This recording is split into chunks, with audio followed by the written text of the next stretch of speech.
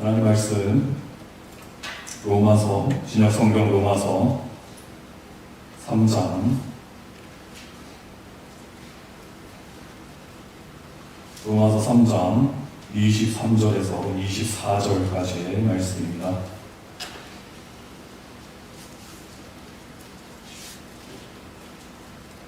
신약성경 로마서 3장 23절에서 24절까지의 말씀, 로마서 3장 23절에서 24절, 제가 가진 성경, 신약성경 243쪽 부분입니다. 로마서 3장 23절에서 24절까지의 말씀, 본문을 한 목소리로 함께 읽도록 하겠습니다. 모든 사람이 죄를 범하였음에 하나님의 영광에 이르지 못하더니 그리스도 예수 안에 있는 속량으로 말미암아 하나님의 은혜로 값없이 의롭다 하심을 얻은 자 되었느니라. 아멘. 원래 계획대로라면 주보에 있는 대로 오늘 하고 다음 주 수요일 주연절에 관한 교훈을 나누고자 했습니다. 그런데 오늘 설교 본문과 주제를 조금 변경하겠습니다. 왜냐하면 어제 밤부터 이 주제를 꼭 나누고 싶다는 이 충동이 계속 올라오더라고요. 그래서 물론 다음에 해도 되겠지만은 뭔가 주신 교훈이 생생할 때 조금 나누는 게 좋을 것 같다는 마음이 들어서요. 조금 본문과 주제를 바꿔서 설교 제목대로 흉악범 천국에 가는 게 맞을까? 이러한 질문과 주제로 한번 말씀의 교훈을 살피도록 하겠습니다. 제가 근래에 인터넷 서핑을 하다가 다음과 같은 글을 봤습니다. 기독교를 향한 일종의 저항이나 반감이라 해야 될까요? 그런 부정적 감정을 기반으로 하는 어떤 질문이었는데요. 골자는 사회에서 무리를 일으킨 흉악범이 천국에 가는 것이 과연 정의로운 것인가? 이러한 내용이었습니다. 가령 예를 들자면 이번에 사회적으로 이슈가 되었던 뉴스가 있었죠. 흉악범 조두순의 출소가 있었는데요. 글의 내용이 그러니까 이런 것입니다. 만약에 이런 조두순과 같은 이면 수심의 범죄자가 범죄를 저질렀는데 그 범죄를 저지르고 예수님을 믿으면 모든 죄로부터 해방을 얻는 것인가? 용서가 되는 것인가? 그래서 천국까지 갈 수 있는 것인가? 만약 그렇다면 이것은 정의로운 것인가? 이런 이제 질문을 던지는 것이죠. 또 가령 예를 들자면 약 30년 전에 대한민국 사회를 굉장한 충격으로 몰아넣었던 지존파와 같은 사건, 그렇게 아무 죄 없는 사람들을 살해하고 인육까지 먹은 사람들이 마지막에 예수를 시인한다고 죄가 용서받고 이들이 죄에 대한 면죄부를 얻을 수 있는 것인가? 이건 질문한데, 그래서는 상당히 단도직입적으로 거북하고 불편한 상황을 가정하더라고요. 가령 아동을 유괴한 범죄자가 있는데 이 아동을 유괴해서 성폭행하고 살해를 했는데 이 자가 예수 믿으면 다 만사 해결되는 것인가? 용서받고 천국 가고 이것이 정의로운 결과인가? 이것을 질문하는 것을 같습니다. 그래서 글쓴이가 말하고자 하는 것은 다음과 같은 것이겠죠. 만약 이것이 사실이라면 이 교리가 기독교가 주장하는 선이라면은 그것은 굉장히 위선적이고 비상식적이고 말도 되지 않는 그러한 의견이다. 그래가지고 이런 것을 말하는 거겠죠. 나는 이런 기독교의 모순 때문에 내가 하나님을 믿지 않는다. 이런 것을 주장하는 거 아니겠습니까? 이런 글을 보면 사실 그들의 입장에서 이러한 질문 혹은 이러한 의견을 피력하는 것 상당히 타당해 보입니다. 그리고 일면 이해가 갑니다. 왜입니까? 이 범죄자 흉악범들은 사람들에게 지울 수 없는 상처를 남긴 자들 아니겠습니까? 정신적 충격, 상처, 모든 아픔을 남긴 자들인데 그 사람들에게는 뭐 용서받지 못하고 하나님한테 제3자에게 용서받고 문제가 해결된다고 하니까 어이가 없는 것이죠. 그리고 사실 이러한 기독교를 향한 비난, 질문, 좀 고급스럽게 말하자면 이 수사학적 비난이어야 될까요? 뭐 현대 지금 당장 일어난 어떤 뭐 그런 사람들의 질문이 아니죠. 이전에도 계속 있었습니다. 뭐 예전에도 제가 설교 때 언급했지만 이창동 감독의 그 미감이라는 영화가 있지 않습니까? 내용은 뭐 저도 안 봤습니다만 익히 들어서 잘 아는데요. 그러니까 뭐 주인공이 큰 시련을 당하잖아요. 그래서 뭐 미량으로 내려가는데 미량에서 더 큰 시련을 당하잖아요. 아들이 유괴당해서 싸늘한 시체가 되고요. 그 고통을 이제 주인공이 감당하기가 어려우니까 신앙을 가집니다. 그래서 신앙을 어느 정도 극복을 했고 이제 신앙을 바탕으로 이제 기독교는 원수를 사랑하라고 하니까 흉악범 용서하러 주인공이 교도소에 가지 않습니까? 그래서 결단을 실행하는데 당신을 주님의 사랑으로 용서합니다라고 하니까 흉악범이 되래 이렇게 말하죠. 나는 그런 용서 받을 필요 없다고.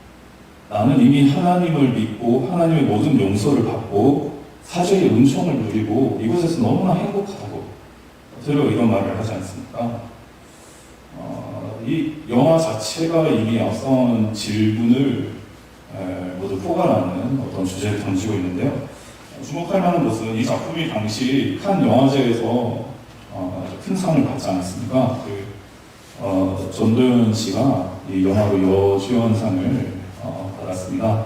대단한 성과로 기억되고 있고 당시 모든 뉴스가 이것을 일면으로 보도한 것을 기억하는데요. 물론 이 상을 받은 것이 전도연 씨의 탁월한 연기력도 있겠습니다. 누구나 다 알지 않습니까? 그런데 한편으로는 작품이 워낙 뛰어나고 심사위원들로부터 인정을 받았기에 여주연상이 가능했겠죠. 만약 작품이 형편없었다면 아무리 연기를 잘해도 상을 탈 수 없습니다. 그런데 이창동 감독의 작품이 인정받았으니까 이 상을 받는 것인데 이 상을 받았다는 의미는 다른 말로 하자면 세계의 영화를 평가하는 심사위원들 여러 영화들을 평가하는 가장 최고 엘리트들이 이 영화의 주제를 공감하고 인정하고 이것이 시대의 대변이라는 것을 인정하는 그런 말이 되겠죠. 그러니까 영화에서 기독교를 꼬집는 그 모순을 모든 세계인들이 공감한다는 겁니다. 어떻게 해서 흉악범들이 그렇게 구원을 얻는 게 정의라는 것인가? 모두 다 이 공통적인 질문을 불편하게 여기고 기독교를 향하여서 던진다는 것입니다. 그래서 우리는 상당히 이들의 질문을 타당하게 볼 수 있겠고요. 우리도 사실 생각하면은 그렇지 않습니까? 이번에 출소한 조두순을 가정하면 범죄자 때문에 어린 피해자와 가족은 얼마나 큰 고통에 내버렸습니까? 정작 지금 육신적, 정신적 피해는 말로 할 수 없이 엄청나게 큰데 만약에 조두순이 그러지는 않았지만은 만약에 그가 나는 하나님 믿고 용서받았습니다 이렇게 했다면 얼마나 더 그 가정에게 피해가 할까요? 그리고 우리 스스로에게 적용을 해본다면 만약에 누군가가 나를 때리고 나의 재물을 훔치고 나의 가정까지 그렇게 해를 가하고 그렇게 도망했다고 생각해 봅시다. 나는 용서한 적 없는데 그 사람이 와가지고 갑자기 제3자가 나를 용서해 줬으니까 나는 행복하다 이렇게 한다면 사실 우리 입장에서 굉장히 난감하고 이것이 우리 입장에서 억울한 그런 일이지 않겠습니까? 과연 하나님을 믿고 예수님을 믿음으로 죄 용서받는 것 이것이 면책의 사유가 될 수 있을 것인가? 오늘 그 부분 그 세상의 질문 한번 말씀 가운데 살피길 원하는데요. 오늘 말씀은 이 질문에 관한 답을 말씀합니다. 물론 오늘 본문은 단도직입적으로 되게 직선적으로 이 질문을 다루는 본문은 아니죠.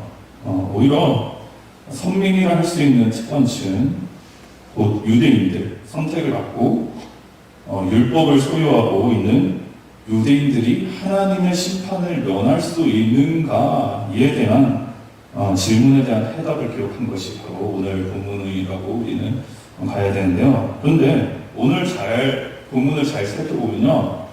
앞선 질문, 흉악범들이 예수 믿는 것이 면책이 되고 구원 받을 수 있는 이것이 정의로운 것인가, 상식에 맞는 것인가에 대한 해답을 동시에 제공하는 것도 우리가 생각할 수 있습니다. 어떻게 그렇습니까?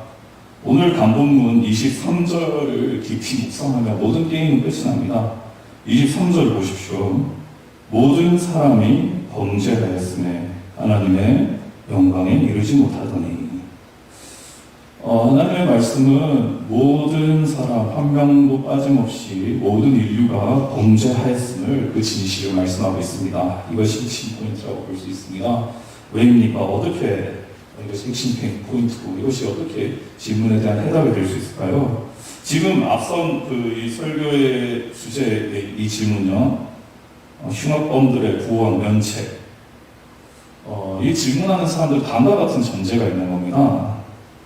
그 흉악범을 판단하는 나는 성민이다.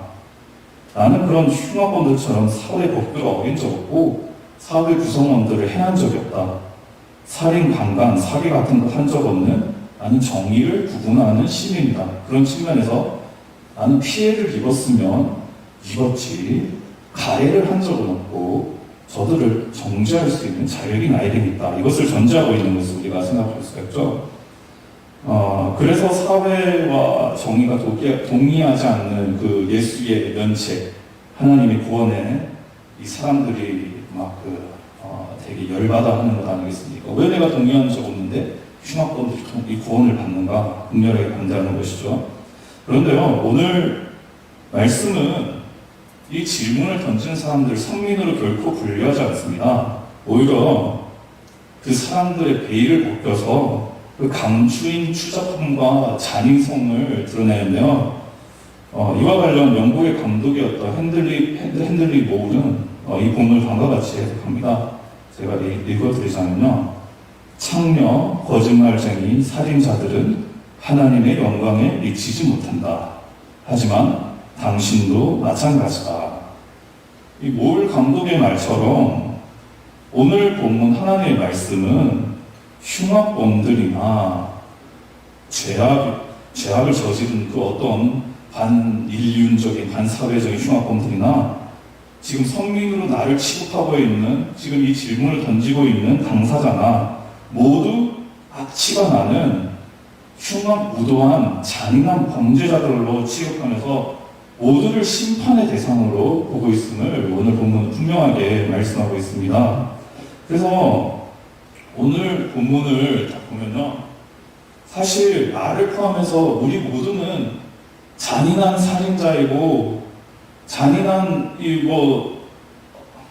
사기범들이고 어떤 범죄자들인 우리가 생각할 수가 있죠.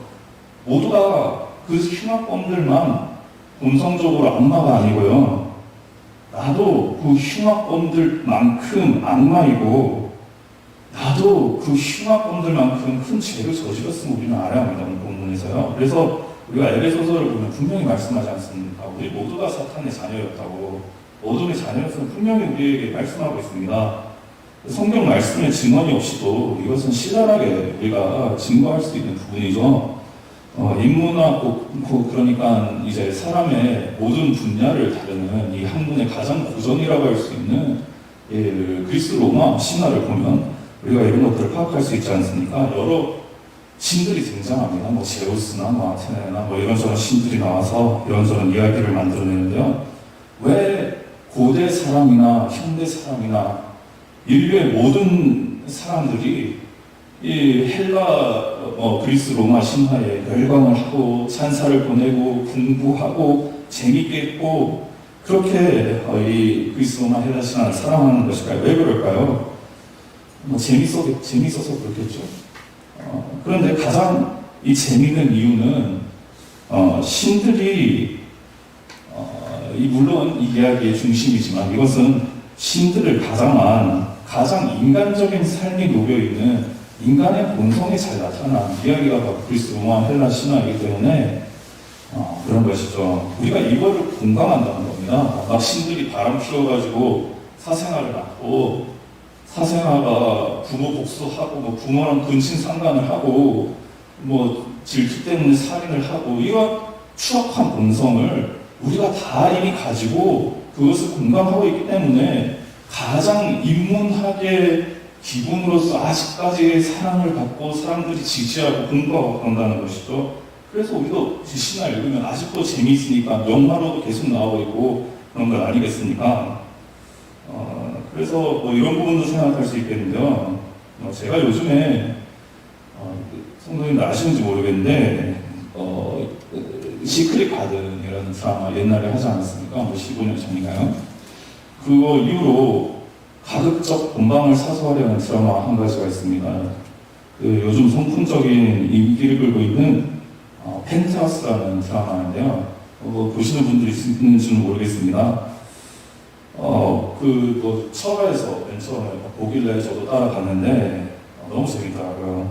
그래서 본방을 못 보면 유튜브로 막 요약본도 찾아가지고 보는데요. 왜 보냐면 앞서 말씀드렸다시피 일단 재미있습니다. 이 펜트하우스가요. 이야기 전개가 어찌나 그렇게 속도감이 있는지 또 그 속도감 있는 전개 가운데 반전의 간증이 얼마나 많이 있는지 너무나 재미있는데 근데 제가 이 드라마를 보는 궁극적인 또 다른 이유가 한 가지 있습니다. 이 드라마는 소위 말하는 막장 드라마의 최고봉이기 때문입니다. 이 드라마에는요, 뭐 입시 비리, 사기, 살인, 불륜, 질투, 가족의 비밀, 왕따, 상류층의 비열함, 뇌물, 부동산의 문제, 뭐 재산의 불법적인 축적 등등 모든 막장이 등장하는데 너무나 정리정돈하고 이게 체계적으로, 창의적으로 잘 이게 드라마 가운데 세팅이 되어 있어요. 이때까지 대한민국 모든 막장의 주제 다 집어넣었어요. 그리고 저는 이 막장에 들어간 이 드라마 단순히 뭐 욕보고 스트레스 해소하는 그런 오락적인 드라마로 단순하게 생각하지 않습니다. 이 드라마는 저를 포함해서 우리 대한민국 국민 안에 있는 모든 비열함과 추악함 너무나 잘 녹여냈다고 생각하기 때문에 저는 이것을 봅니다. 왜 우리 대한민국 국민의 정서를 잘 모르는 드라마를 봐야 하잖아요. 저녁 드라마 보면 우리나라에는 재벌도 몇 명 없는데 늘 재벌이 등장해요. 우리가 늘 재벌을 지향하는 그런 소망이 있기 때문에 부자가 되고 싶은 욕망이 있기 때문에 드라마에 맨날 재벌 등장하는 거잖아요. 펜트하우스에 보면은 우리가 가진 모든 현대적인 욕망과 추악함이 다 들어갑니다. 우리가 어떤 욕심에 사로잡혀가지고 현재를 살고 있나, 우리가 어떤 이기심으로 이웃을 해하고 어떻게 나도 모르게 잔인한 삶을 살고 있나, 전부 다 하나하나 적나라하게 드러나는 거예요. 이 드라마 보면서 작가가 누군지 모르겠지만 참 천재라고 생각했습니다. 특별히 이것과 관련해서 이 드라마가 정말 뼈있는 장치로 우리 현실을 딱 이렇게 강하게 치는 장면이 있는데, 그 드라마에 보면 초반에 굉장히 선한 캐릭터로 등장하는 그 인물들이 있어요. 이들은 가난해요. 그런데 당당하고 정당하게 살려고 합니다. 아무리 상류층으로부터 피해를 당해도 굽히지 않고 정의롭게 살아가려고 해요. 그런데 뭐 드라마 보시는 분들은 알겠지만은 나중에 이들도 똑같아져요. 그들이 뭐 이제 이득을 가질 수 있는 기회를 잡으니까 자기보다 더 낮은 위치에 있는, 더 어려운 위치에 있는 고아를 살인하는 것을 서슴지 않죠. 그리고 뭐 딸도 뭐 왕따 당하다가 이제 기회를 잡으니까, 권력 잡으니까 왕따 시키는 아이들에게 처절한 복수를 하면서 악랄한 모습을 보입니다. 근데 재밌는 것은 또 살해 당했던 그 고아 여자애도 뭐 상류층을 향해서 막 사기를 치고 모든 인간의 비열함이 적나라하게 이 드라마에 다 녹아있는 거예요. 그래서 저는 그걸 재밌게 보면서 내가 얼마나 본성이 추악한가, 그거를 공감하고 욕하고 그것을 보면서 희열을 느끼는 나도 얼마나 이것이 내 자신의 현실인가, 저도 자각을 하게 되는 겁니다. 그래서 제가 말씀드리고 싶은 것은요, 이것을 본문에 강화하는 그 의미로 증언하는 것인데, 우리 안에는 감추인 어떤 추악한 비리 너무나 이렇게 많다는 거예요. 양파가 막 까도 계속 나오듯이 썩어 뭉틀어진 우리의 본성이 너무나도 추악한 거예요. 너무나도 깊이 썩어 있는 거예요. 그래서 뭐 살인자나 강간한 범죄자나 동성애 성향자나 창녀나 우리나 뭐 펜트하우스에 나오는 범죄자들이나 사실 하나님 앞에서 다 똑같은 겁니다. 그들을 우리가 손가락질 하면서 정의로운 판사로 그들을 정정하거나 그럴 자격이 사실은 우리 가운데 하나님 앞에서는 없는 겁니다. 물론 사회법적으로는 우리가 깨끗하게 살았을지 모르겠지만요. 그래서 다만 방금 언급했던 영국 감독 헨들리 목은 다음과 같이 말하죠. 흉악한 범죄자들은 갱도의 제일 밑바닥에 서 있고 당신은 높은 산의 꼭대기에 서 있을지 모르겠다. 그런데 당신이나 그들이나 손으로 별을 만질 수 없는 건 똑같다. 죄의 풍경과 다르지 우리나 그들이나 하나님의 거룩에는 한참이나 모자란다는 겁니다. 완전 부패한 것은 그들이나 우리나 똑같다는 거예요. 그래서 우리가 이 질문, 흉악범들 천국에 가는 게 맞는가? 이 면책되는 건 정의와 동떨어진 그런 거 아닌가? 이 질문은요, 어떻게 보면 형제 눈에 있는 티는 보는데 내 눈 안에 있는 들보는 보지 못해가지고 던지는 질문이라고 볼 수 있죠. 나의 추악함이나 걱정해야죠, 지금. 내가 구원받지 못하는데, 내가 지금 수갑 차고 저기 감옥에 가야 되고, 사실은 감옥보다는 지옥에 가야 될 형편인데, 지금 나를 걱정해야 될 상황인데 엉뚱한 지금 생각을 하고 있는 겁니다. 성도님 여러분, 저는 흉악범들을 대변하라는 게 절대 아닙니다. 그들은 분명히 하나님의 성품과 뜻을 거역했고 아주 반인륜적인 범죄를 저질렀습니다. 근데 한편 우리는 그런 죄를 안 저질렀으니까, 우리 살인 안 했으니까, 예수님은 마음으로 미워하는 것도 살인이라고 하던데 살인하지 않았나요? 우리 바람 안 피웠나요?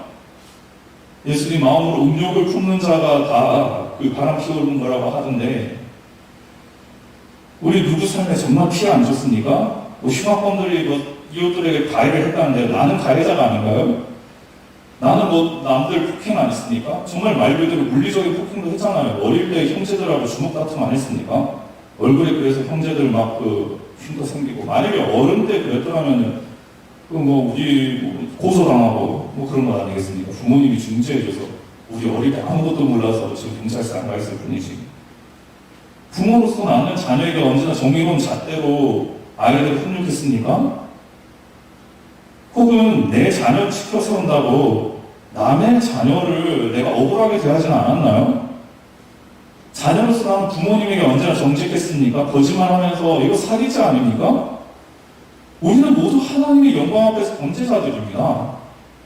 다만 이번 주 목사님의 말씀 중간에 우리가 들은 것처럼 우리들은 우리 자신을 정의로운 선민으로 착각하고 있다는 거예요. 그들도 그렇고 마치 율법을 가질 혜택을 받은 것 같은 유대 민족들처럼 아이고 이방인들 너희 더럽다 가까이 오지 마라. 사실 똑같이 심판대 앞에 서는 자들인데 그들을 우리를 향하여서 아이고 더러워 나는 정의로워 나는 구원받을 수 있어 착각하면서 우리들을 이 재판관의 자격에 앉혀가지고 정작 우리도 수갑을 차고 있는데 다른 죄수들을 정죄하고 있다는 거예요.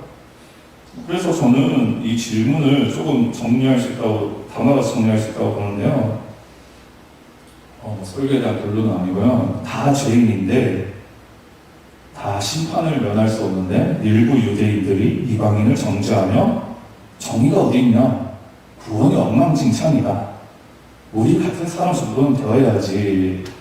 결국 이것을 말하는 게 앞선 질문의 모든 밑바탕의 내용이다. 저는 이렇게 생각합니다. 그래서 질문은 틀렸다고 봅니다. 그래서 이거 좀 번외지만은 세상에서 가장 율법주의자들은 우리가 유대인들, 가리새인들도 꼽을 수 있겠지만요. 사실 무신론자들이죠.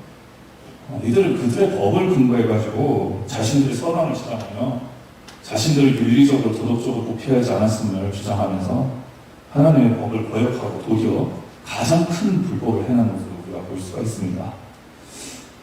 다만 만약에 우리가 정상적으로 하나님의 진리의 빛 가운데 우리 현실을 파악한다면요, 모든 우리의 실패, 모든 모든 보편적 인류의 타락을 인정한다면은 우리는 다음과 같은 반응을 보여야 한다고 생각합니다.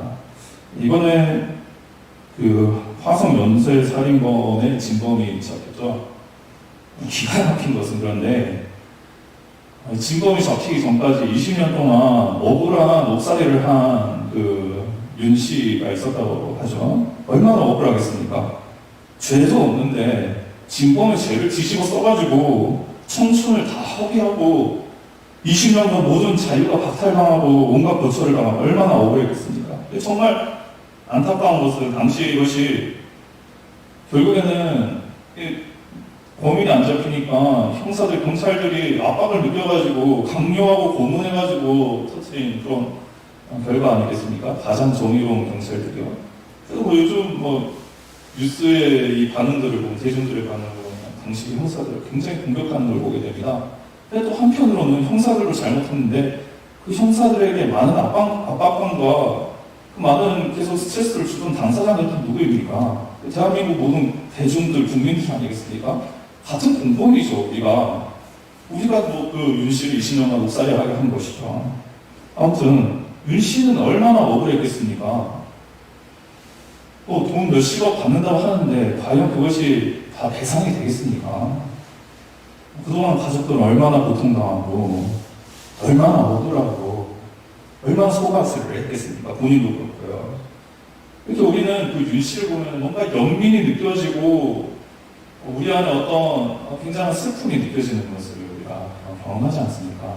근데 이것보다 더 억울한 부분이 있다는 거예요. 성경 말씀에 보니까 그토록 잔인하고 법률적으로 살아간 이 죄인을 위하여 대신 처벌받는 분이 있습니다. 그분이 누구입니까? 바로 예수님이시지 않습니까? 예수님은 일부러 우리를 죄에서 구원하시기 위하여 가지고 흉악범인 우리의 죄를 다 지워주십니다. 다 지워주십니다. 아무 죄도 없으신데 그분이 왜 우리를 대신해서 이런 형벌을 받으십니까? 다만 그분은 하나님, 이 삼위일체 하나님의 가득한 사랑을 근거로 우리를 먼저 사랑하셔서 흉악범인 우리를 구제하시기 위하여서 사형을 당하시는 것이죠, 십자가에서. 그래서 우리의 제대로 된 반응은 무엇입니까? 24절을 함께 읽어보았으면 좋겠습니다. 24절입니다. 그리스도 예수 안에 있는 성령으로 말미암아 하나님의 은혜로 값없이 의롭다 하심을 얻은 자들이냐. 예수님의 은혜를 고백하는 반응이 있어야 됩니다. 뭐 이건 비정의로운 그런 구원 아닌가? 이게 아니고요. 예수님께서 나를 위해서 얼마나 억울한 고초를 당하셨나. 나 같은 흉악범을 구원하시기 위해서 내가 당해야 될 그 사형 십자가의 형벌을 예수님께서 대신 당하셨네.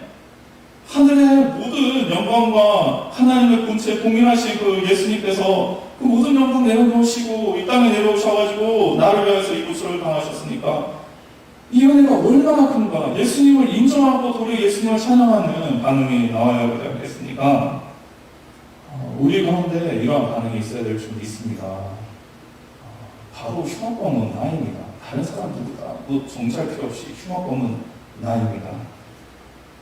흉악범이 천국 가는 게 맞을까요? 예, 예수님의 은혜로 모든 흉악범, 나를 포함한 죄인 중에 괴수인 나 모두는 천국에 가는 게 맞습니다. 예수님의 은혜로 이것은 가능합니다. 물론 사회적으로 큰 무리를 이렇게 흉악범들을 다시 말하지만 변호하고자 그런 것은 아닙니다. 하지만 하나님 앞에 우리 모두는 흉악범이자 죄인인 것은 분명합니다. 우리의 타락과 우리의 부패한 본성을 인정하고 복음 앞에 나아가서 복음의 은혜를 고백하며 노래하며 감사하는 우리 모두가 되기를 간절히 소망합니다.